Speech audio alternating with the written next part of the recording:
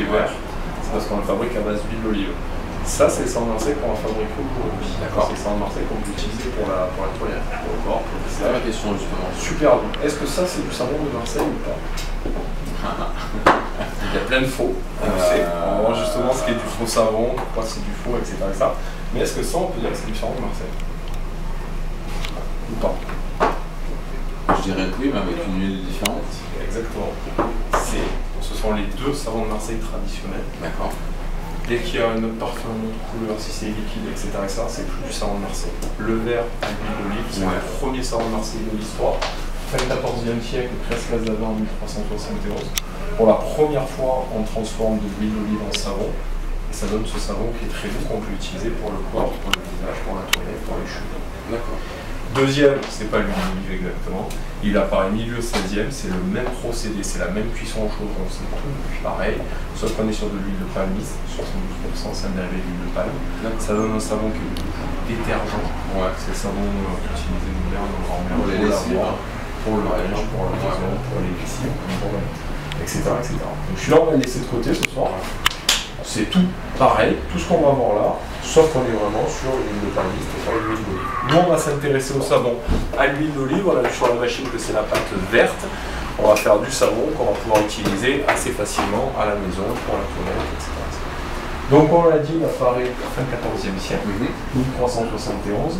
Son grand-père, c'est le savon d'Alep, tout simplement 300 ans avant Jésus-Christ.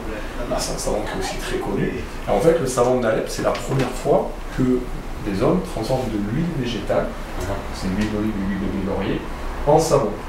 Et on utilise à Marseille pendant plusieurs siècles du savon de Marseille, du savon d'Alep, pardon.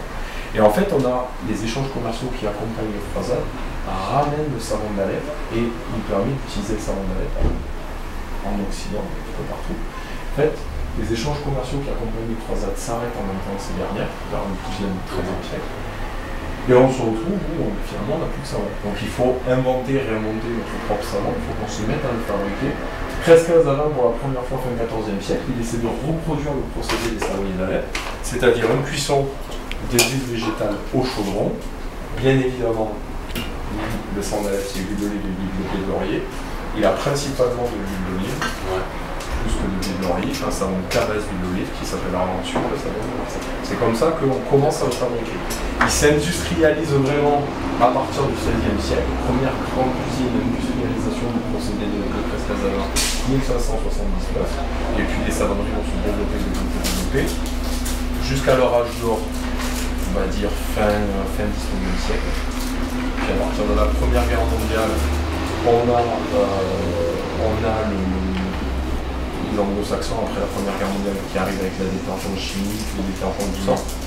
Donc on utilise de moins en moins de savon de Marseille. Deuxième Guerre mondiale, c'est la machine à laver par les Américains. Donc là, le savon de Marseille commence à être un peu moins utilisé. Et il renaît maintenant depuis une dizaine d'années, une quinzaine d'années. Il redevient à la mode et donc la grande savonnerie, on participe à le faire découvrir. La grande savonnerie date de 1881. On la relance là il y a quelques années avec la production avec les ateliers. Le but du jeu, c'est que vous compreniez bien ce qu'est le savon de Marseille pour pouvoir le défendre au mieux. Donc on va voir comment ça se fait fabriquer maintenant. On l'a dit en intro, ingrédient principal, l'huile d'olive. Est-ce que vous connaissez la quantité d'huile d'olive? La quantité d'huile d'olive qu'on va utiliser. 72%. Gagné. C'est écrit dessus. Il y a une terme en 72% d'ailleurs pour ça. Et c'est bien 72% d'huile d'olive qu'on va utiliser. C'est la recette marseillaise. S'il y avait moins d'huile, le savon serait moins dur, serait moins économique à l'usage. Si on en avait plus, il se conserverait beaucoup moins dans le temps. D'accord. Cette huile, c'est pas la même que vous avez dans votre cuisine, pas la même que vous utilisez dans votre salade. On est sur une huile qui est beaucoup plus acide. Vous, sur la bouteille, il y a souvent écrit première pression, deuxième pression, extra pure, etc., etc. Là, on est sur ce qu'on appelle une huile de grignon d'olive. C'est une olive qui a déjà été pressée plusieurs fois pour la cuisine. On récupère cette pâte de grignon qu'on chauffe et de laquelle on peut à nouveau extraire de l'huile, des acides gras. Et ça nous donne cette huile de grignon d'olive qui est extrêmement acide. Plus elle est acide, plus elle va se transformer vite et bien en savon. Donc on cherche, nous, des huiles qui sont très acides.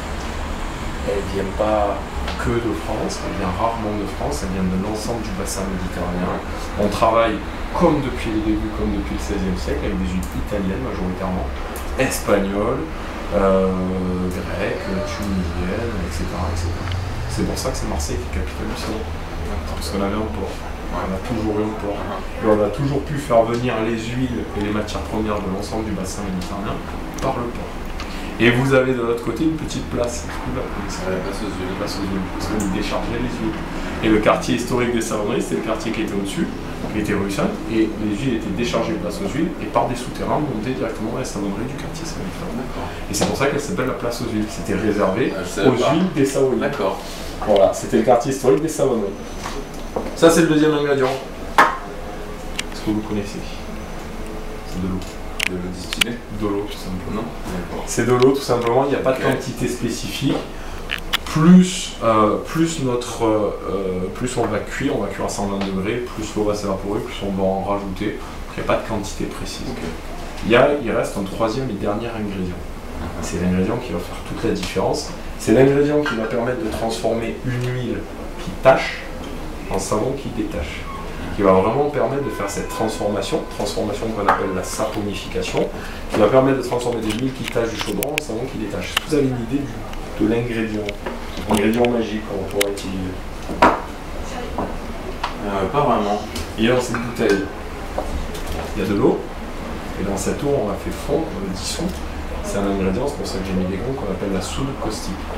Soude caustique, procédé Leblanc, chimiste qui invente à Marseille, Nicolas Leblanc, en 1789, la fabrication de la soude caustique à partir du sel de mer. Au moins, on n'est jamais en rupture, il y a du temps qu'on veut. Et en fait, on utilisait de la soude espagnole, mais on a fait la guerre à l'Espagne. L'Espagne a arrêté de vendre de la soude. Donc les savonniers marseillais ont financé les recherches de Nicolas Leblanc pour qu'il invente une soude caustique à partir du sel de mer. Cette soude caustique, on la dilue dans de l'eau pour qu'elle se mélange beaucoup mieux avec l'huile d'olive. Si on la saupoudrait comme ça, elle tomberait au fond du chaudron, elle se mélangerait un peu au fond, mais elle ne ferait pas la saponification dans le chaud. Donc on va faire cuire, on va mélanger les ingrédients. Bonjour. Alors, premier ingrédient qu'on va mettre dedans, c'est de l'eau.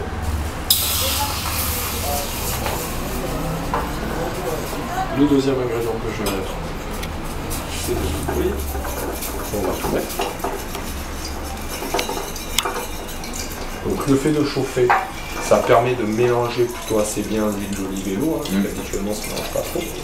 En fait, c'est ça la petite astuce, c'est qu'on va passer, j'ajoute la soude caustique. On va passer d'un acide gras finalement qui tâche parce qu'il repousse l'eau. L'huile et l'eau ne se mélangent pas.